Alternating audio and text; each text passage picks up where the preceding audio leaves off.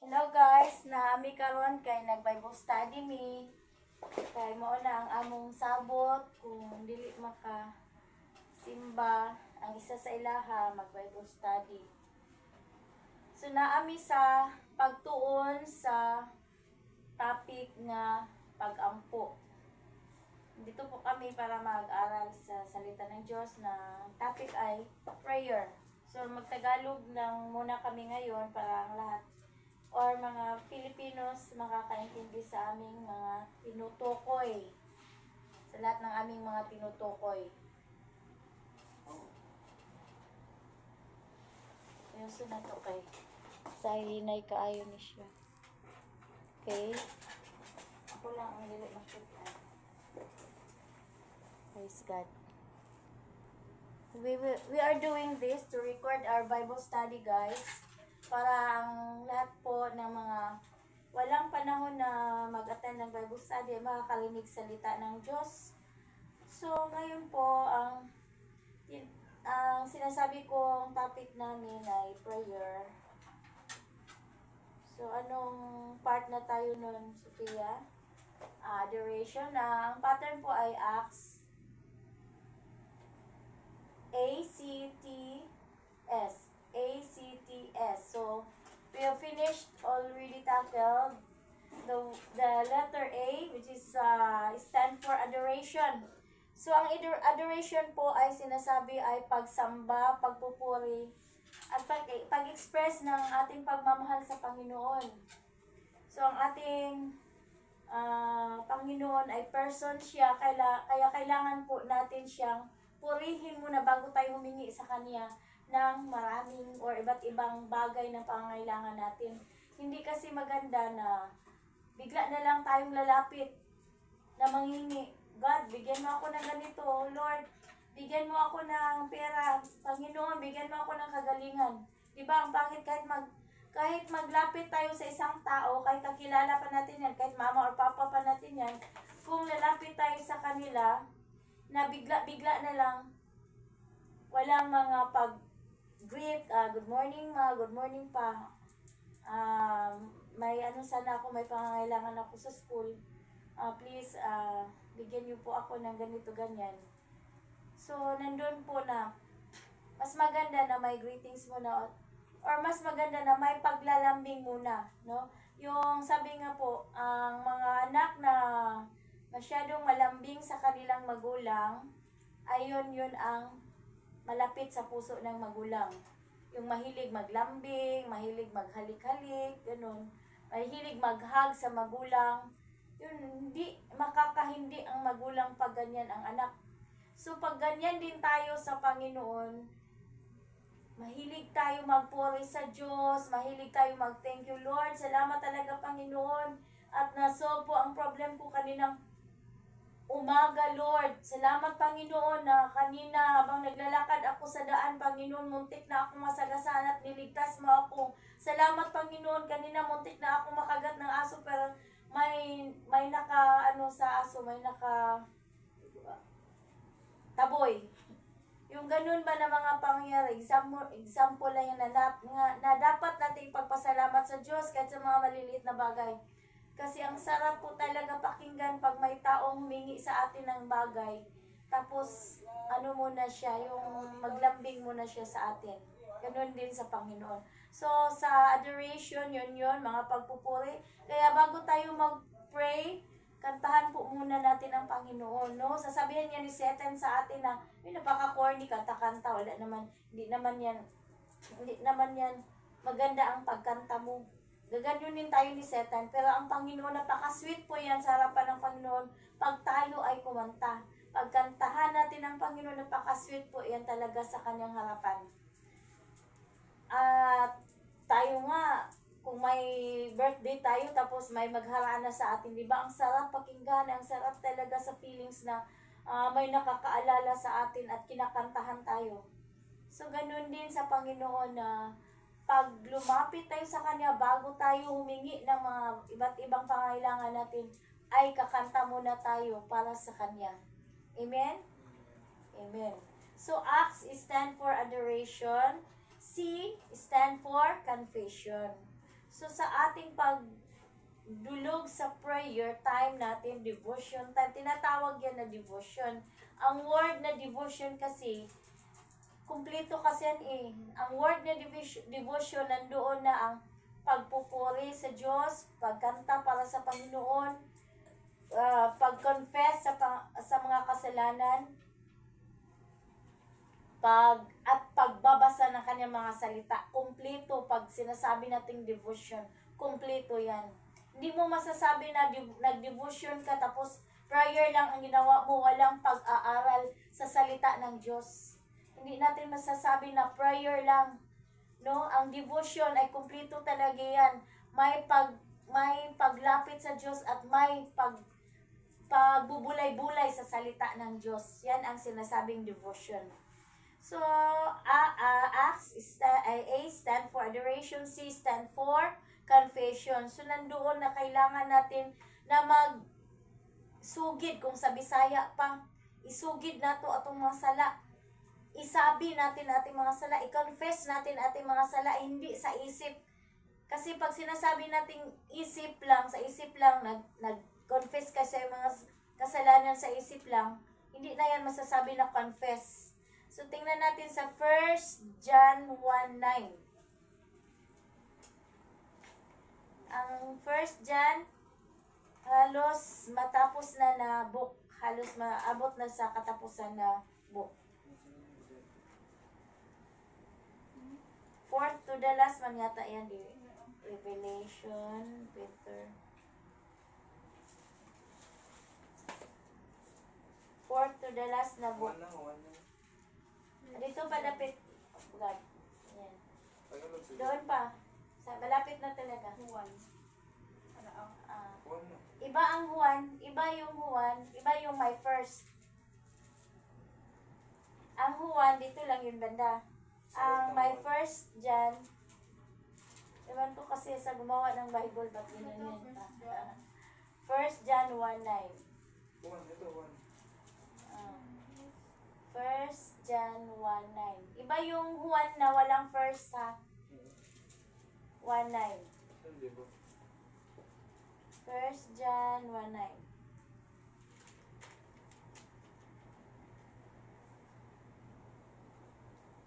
Sabi dito, sige basahin sino nakauna. Basahin mo, Gap. Subalit kung ipinahayag natin ang ating mga kasalanan, patatawarin tayo ng Diyos sa mga ito. At Praise. linisin tayo sa lahat ng ating kasalanan sapagkat siya ay tapat at matuwid. So, yung sinasabi nila na, ay hindi ko na kailangan sabihin pa ano ang kasalanan ko sa Diyos kasi nakikita naman ng Diyos. Kailangan kasi talaga nating i-confess. Kailangan kasi natin talagang ibanggit sa Diyos ang ating mga nagawang kasalanan. Kaya nga, nung si Adan at si Eva, na nagkasala sila sa Diyos, nung gitintal o gitempt sila ng serapinte na si Satanas, after nun, takot na silang humarap sa Diyos, nahiya na sila. Kaya tinawag sila ng Panginoon, o Adan at Eva, nasaan kayo? Sabi pa nila ni Adan, diba, dito kami. Kasi nahiya kami. Hindi sila sinabihan kaagad ng Panginoon na, nagkasala kayo, bakit nyo ginawa yan? Diba, sabi ko sa inyo, huwag nyo gawin yun, ba't nagkasala kayo? Hindi sila sinabihan ng ganun. Hinintay muna ng Panginoon na magsabi sila kung anong nagawa nila. Diba? Hinintay muna sila ng Panginoon na magsabi sila kung anong mga kasalanan na nagawa nila. Kaya tayo din, bago tayo manghingi sa Panginoon, mag-ask muna tayo ng forgiveness. Lord, patawarin mo ako, Panginoon, kanina na-tempt ako, Lord, imbis na hindi na sana ako mag-inom. Lord, nakapag-inom ako, na-tempt ako sa barkada ko, Lord. Lord, kanina na-tempt ako sa aking sarili na magsinungaling kasi ayaw kong magalit sa akin. Ang tao kay nagsinungaling na lang ako. Yun ang ating kasalanan na dapat nating sabihin, maliit man o malaki. Bakit? Kasi ang kasalanan ay makakahadlang sa ating prayer pag hindi natin yan siya isabi.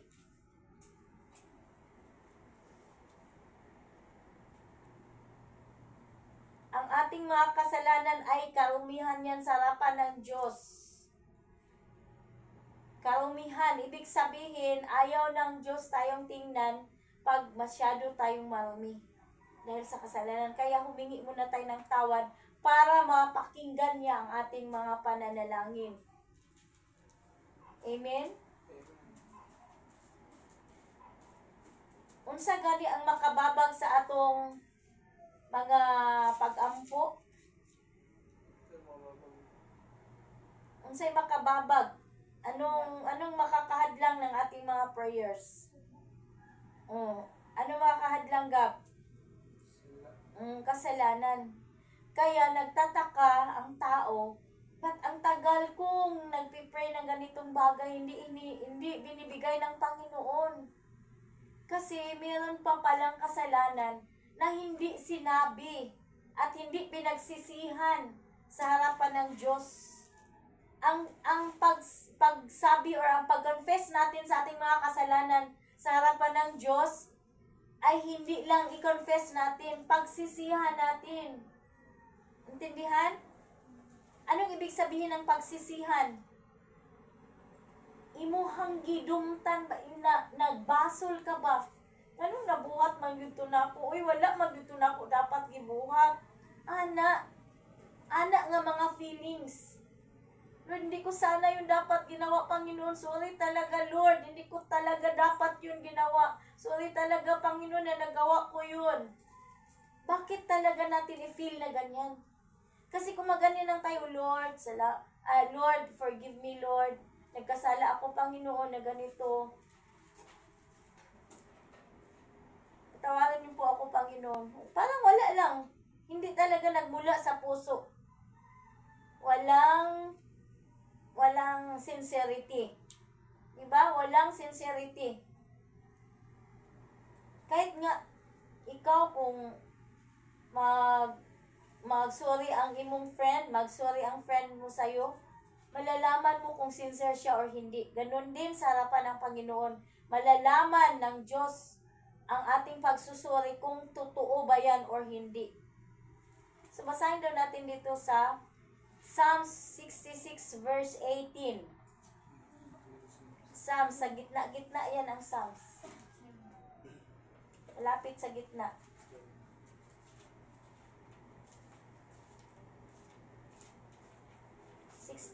Verse 18. Mga awit pala sa Bisaya, ay sa Tagalog. Salmo sa sa Bisaya. Sa English, Psalms. 66 verse 18.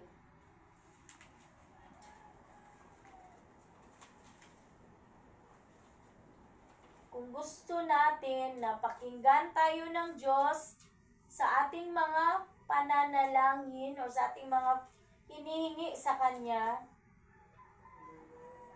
i-confess muna natin ang ating kasalanan at pagsisihan.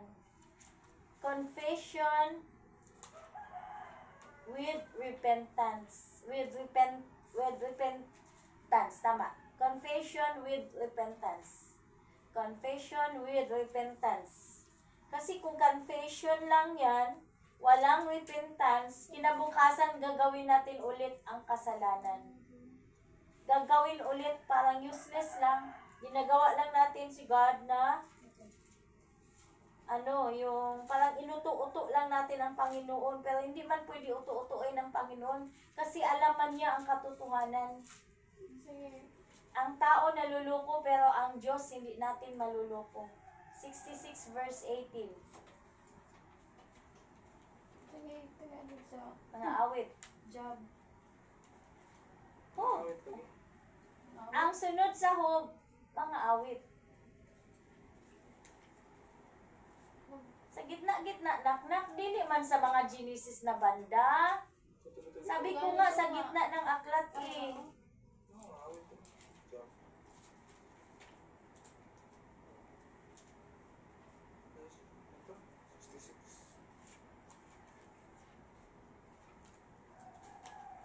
natin.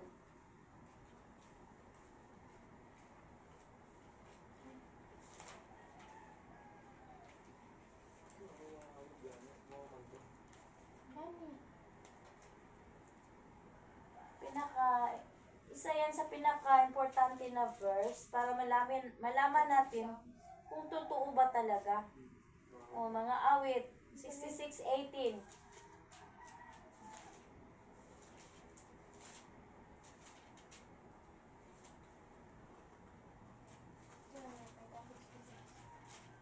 Sinasadya talaga natin na hawak tayo ng mga Biblia kasi pagdating ng panahon, pag nasa church tayo, nakakahiya na palagi tayo nagsisimba, hindi naman pala tayo marunong hawak ng Bible. So, yun lang. 18, verse 18. Basahin mo please, Gab. Kung sa kasalanan ako'y magpatuloy, di sana ako dininig ng ating Panginoon. Kung sa kasalanan ako'y magpatuloy, di sana ako dininig ng Diyos. Tapos itong Bisaya, kung gitipigan ko pa ang akong mga sala, dili unta mamati kanako ang Ginoo. So klaro dili. Klaro ba? Hindi. Oo. Ayaw talaga makinig ng Diyos sa atin pag mayroon pa rin tayong tinatago na kasalanan. Kaya yung iba, ayaw nilang lumapit sa Diyos dahil alam nilang hindi pa nila maiwan-iwan ang kasalanan. Dahil alam nila na hindi rin sila diringgin ng Diyos. Pero may solusyon ba na ganyan? For example, hindi mo kayang iwan ang kasalanan mo.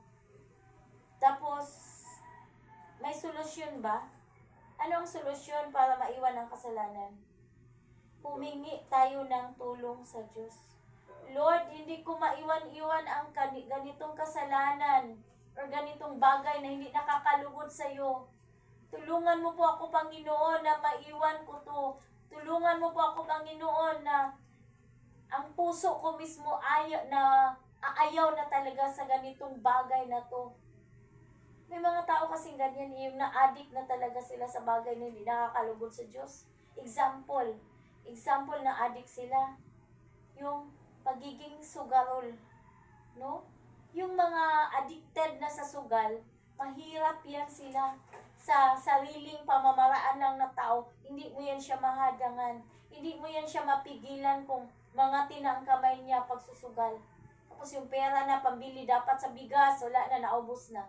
Kaya anong dapat niyang gawin para matanggal ang pagiging addict niya sa sugal? Mag-pray siya, Lord, help me, Lord, na matanggal na talaga itong pagiging addict ko sa sugal. Kung pwede umiyak sa Panginoon, Lord, ayoko talaga ng ganitong kasalanan, Lord, help me, Lord, na maging ang aking puso ay hindi na ma-addict sa ganitong bagay. O hindi lang sa sugal, marami pang pwedeng magpa-addict sa atin. Dapat natin ipanalangin para hindi na yan maging hadlang sa ating pananalangin or mga pag-pray sa Panginoon. So, yan yun, Acts, adoration, C, confession. So, kinonfess na natin na ating mga kasalanan sa Diyos. Anong sunod? Dahil na-confess na natin ang mga kasalanan, nakapagpuri na tayo sa Diyos, na kantahan na natin ang Panginoon, nakapag-confess na tayo. Anong letter T? Ano yun? Stand for? Thanksgiving. Nandoon na dapat magpasalamat na. Nabanggit ko na pala sa una yung Thanksgiving. So, mali pala yung dapat pangatlo pala yung Thanksgiving. So, Thanksgiving, panghuli pala talaga ang paghingi, yung supplication.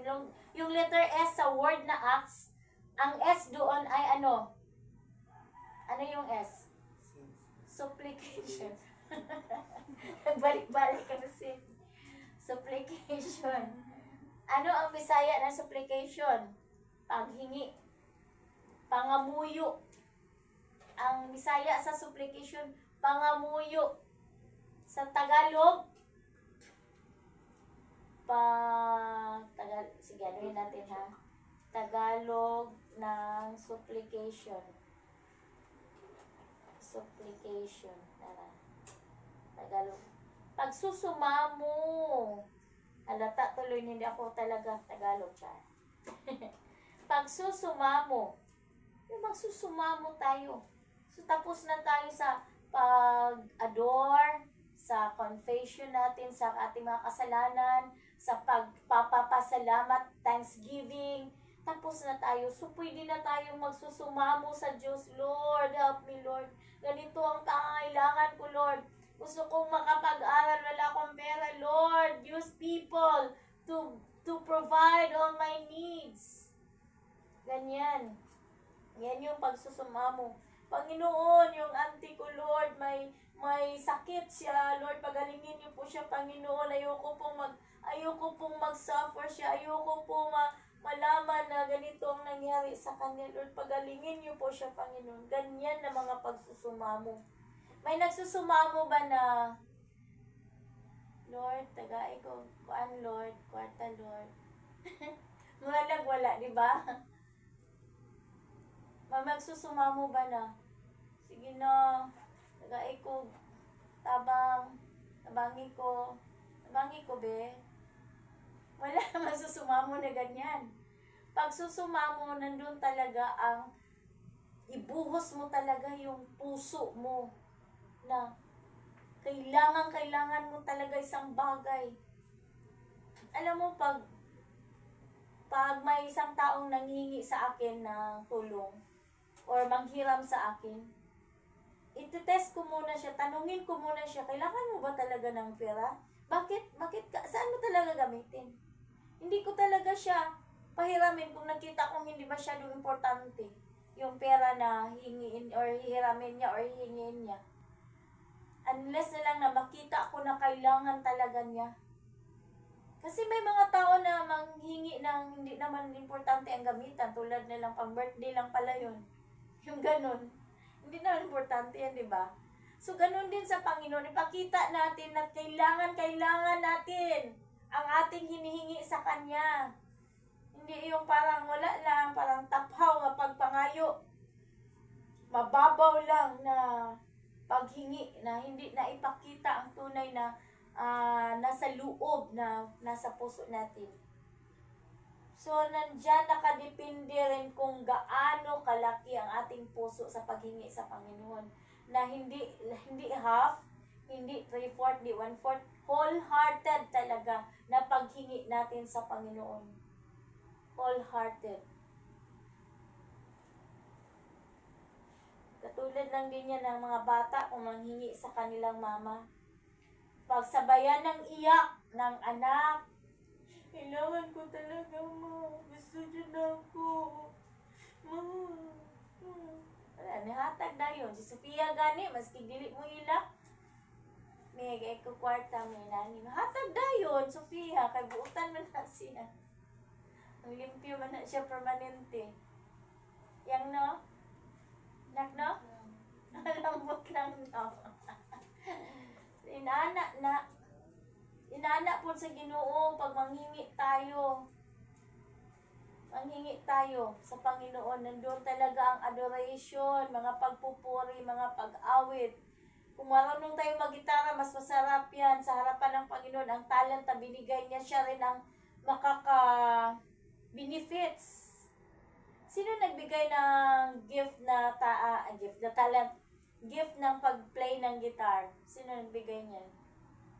Ng talento sa pag-play ng guitar. Sino ang nagbigay sa iyo ng wisdom?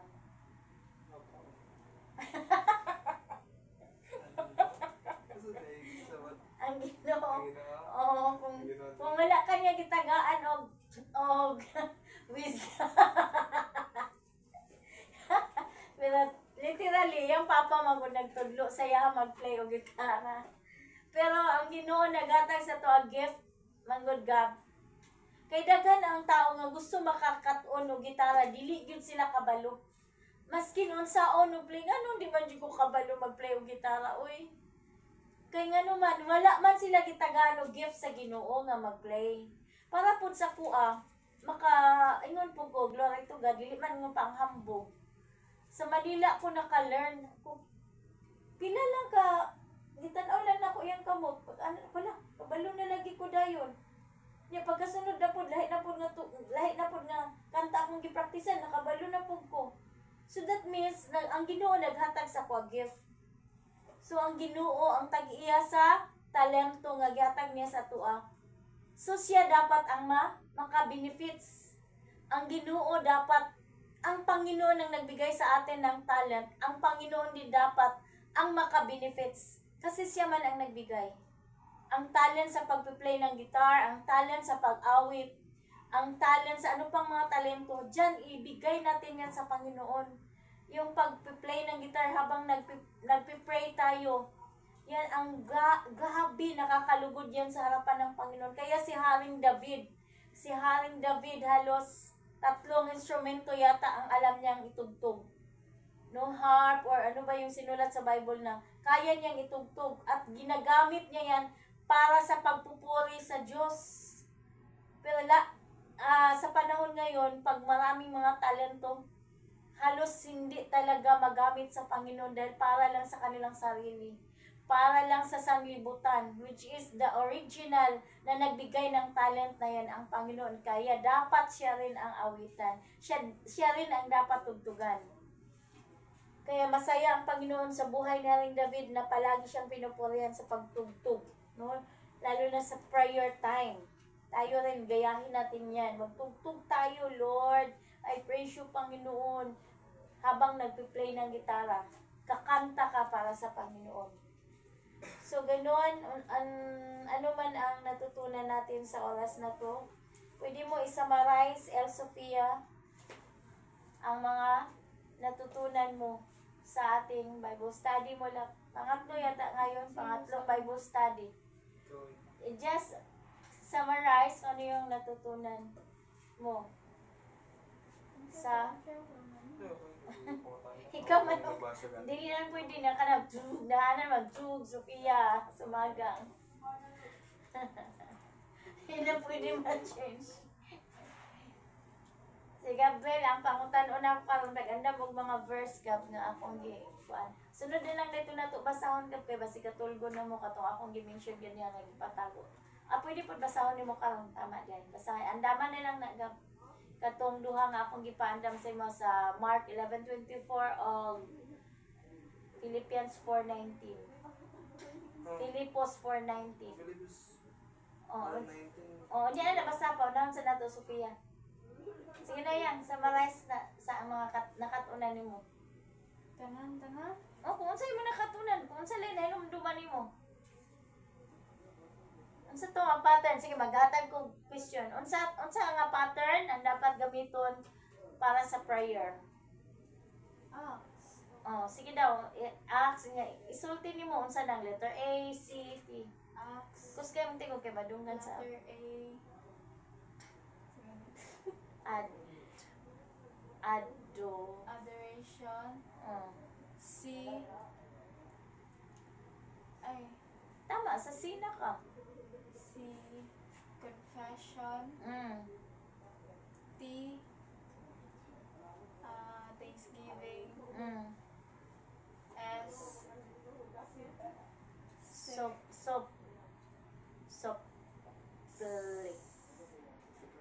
Supplication. Supplication.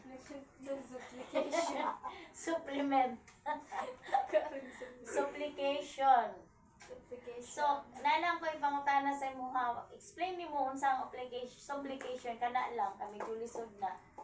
Unsa ang supplication sa Tagalog? Ako tong gibalik-balik og sulti ganiha. Sa Tagalog. Kung manghingi ka sa Panginoon, kailangan mo talaga ng para ibigay ng Panginoon sa iyo ang iyong hinihingi, kailangan mo ng supplication sa Tagalog, English na lang. sincerity sa Tagalog dai. Papakat.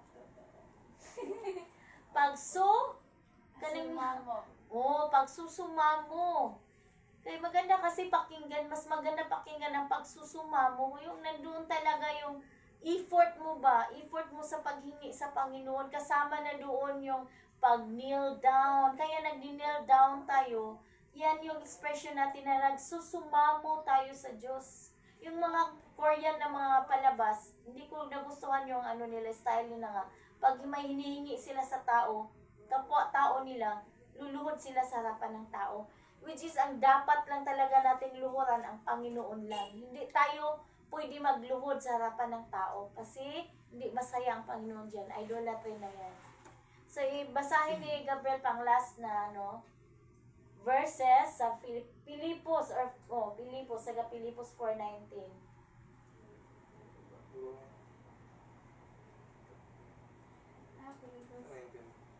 Philippians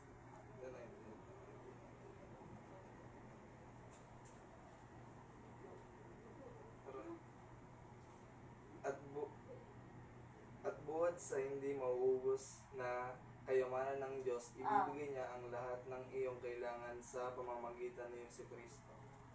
Amen. Sa Bisaya, basahon akong Bisaya kay mas gwapo paminaw ng Bisaya. Usay manggod ang Tagalog, may mga words na hindi masyadong ma-express sa Tagalog.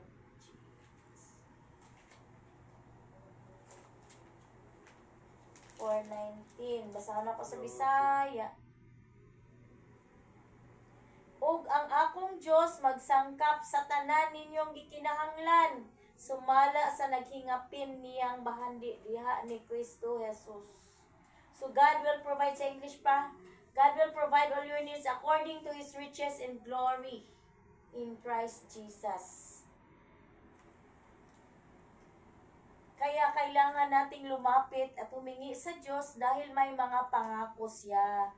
At isa sa mga pangako niya, yung sinabi niya dito sa Pilipos 4:19, na ang Ginoo mo sangkap, ang Panginoon ang magbigay ng ating mga pangailangan. Siya ang mag-provide. Kaya dapat hindi tayo mahiya, hindi tayo dapat mag-worry, hindi tayo dapat mag-isip na wala na talagang tutulong, wala na talaga akong pag-asa, wala na talaga akong malapitan. Dahil ang Panginoon kaya siyang gumawa. Kaya niyang gumawa sa ating buhay. Gumawa ng paraan para sa ating mga pangailangan. So, yung pangalawang verse, Mark 11:24. So, pagkatapos niyan, mag-closing prayer na tayo kasi para makatulog na tayo. Dito sa Marcos na. Mark Marcos. 11:24. Wala kasi. Kasi, anong sunod nun ta? Luke, Mateo. Sunod sa Mateo ang Mark. Lucas. Marcos. 11:24. Kaya't sinasabi ko sa inyo, ano man ang hingin nyo sa inyong panalangin, maniwala kayong natanggap na ninyo iyon at matatanggap nga ninyo iyon. Kaya sinasabi ko sa inyo, anuman ang hingin nyo sa inyong pananalangin, paniwalaan na matanggap na ninyo at matatanggap talaga. So, nandoon ang faith, nandoon ang pananampalataya. Kasi pag humingi tayo sa Diyos kung wala naman, hindi naman naniwala ang ating puso. Nag-pray lang tayo pero ang ating puso malayo sa pananampalataya, no? Walang pagtuo, walay pagtuo. So basahon ako diri sa Bisaya ha.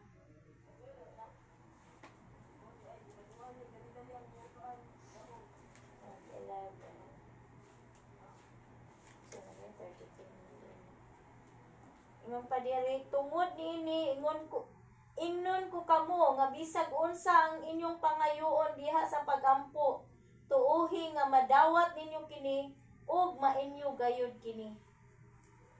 Nadunggan ato? Yang? Nagdunggan ni mo gab? Opo. Oh. Unsa daw atong buhaton para madawat nato? Kinahanglan nga mutuo ta nga nadawat na. Wala pa nimo nagunitan, wala pa nimo nagunitan ang gipangayo nimo sa Ginoo. Pero imo nang tuuhan nga nadawat na nimo. Buot pasabot na ana ang imuhang pagtuo. Imuhang gipalihok ang imong pagtuo. Sa English pa na, what things soever you desire when you pray, believe that you receive them and you shall have them. Tuuhan na nimo. For example, si Sofia, nangayo siya nga maka-eskwela siya og nursing nga course. Iha nang gina-imagine, Lord, salamat. Dili lang imagine, di ay. Pasalamatan na daan. Lord, salamat, Lord, nga nag-provide na ka, Ginoo, nga maka-eskwela ko, Lord, salamat, Lord, nga naana, Ginoo, na naana ko'y mga gamit. Ana ba, imo nang gi-imagine. Imo nang palihok ang imuhang faith. Maskin wala pa literally, pero ang imong faith, naglihok man, una nga naadjug kay kasiguraduhan nga ihatag yun sa Ginoo. Ano, unsa may example na ko ana para masabtan gyud nato ha. Kani example na ko. Naayo sa kaanak nga gusto mo kuyog sa iyang mama sa okasyon. Moadto sa birthday iyang mama, anak iyang mama. Anak, di ka pwede mo kuyog kay ako ray giimbitar. Ma, gusto lagi ko mo kuyog ma, pakuyog ako ma ba? Gusto ko mo kuyog. So nagilis iyang mama. Iyang anak, maskin giingnan na nga dili pa kuyugo, nagilis po siya apel. Tanan, naka-ready na po siya, nakasanina na, naka-makeup na, nakaandam na ang sapatos niya. Pakuyugon siya dili. Pakuyugon kay nakitaan sa iyang mama ang iyang tinuod nga faith. Iyang tinuod nga pagtuo. Nga naa siya determinasyon nga i-grant yun sa iyang mama nga iyang gi-request nga mokuyog siya. So inana po sa Ginoo. Nangayo ka nga maka-eskwela ka, maka-scholar ka, pero wala ka naghimog pamaagi, wala ka niadto sa mga departamento para ma-scholar ka, para maka-apply ka scholarship. Kulang ang work sa imong faith. Kulang o buhat ang faith. Kulang ng mga gawa ang iyong mga hinihingi sa Diyos. Kaya kung may hingiin tayo sa Diyos, lagyan natin yan ng gawa para ibigay talaga ng Panginoon. Yan ang natutunan ko sa Panginoon eh. Alam niyo yung hindi pa ako marunong mag-massage? Hindi pa ako marunong mag-massage, hindi ako automatically natuto talaga mag-massage. Nag-aral ako ng massage ngayon 2017. Nag-abroad ako 2017, so hindi ko na-apply yung natutunan ko. Hindi na ako, ibig sabihin back to zero ako. Back to zero ako, hindi ako marunong mag-massage kasi yung pinag-aralan ko ng ilang linggo lang, pinunta ko sa abroad ng 2 years. So parang nakalimutan ko na lahat yun. Pagdating ko dito 2019, 2 years na ako sa Saudi, sa Jeddah. Pagdating ko dito sa Pinas, nag-apply ako kaagad ng spa. Pero hindi pa ako marunong mag-massage. Sabi pa sa interview sa akin sa spa, "Oh, kabalo na ba ka mo massage? Marunong ka na ba?" Sabi ko, "Yes ma'am, marunong na ako ma'am. Nag-aral ako ng TESDA. Pero sa totoo lang, hindi ako marunong." Nung nag-massage, pinamassage ako diretso. Walang training nga. Tinuod yun eh. Walay training. Nag-massage ko. Wala dyan ko tagig tip. Kung ano, ako tagig tip. Sila gipang taga-ag tip. So, akong gibuhat, maskin di ko kabalo, sige ko observe sa akong kauban, musilip dyan ko. So, na ako'y effort. So, kung na kay gusto nga pangayoon diha sa Ginoo, butangan yun na, di mo siya aksyon. Nagets? Ang tod nga gitan-aw na kung style nila unsaon pag-massage. Nakabalo na ko. So nagka-tip na ko after ato.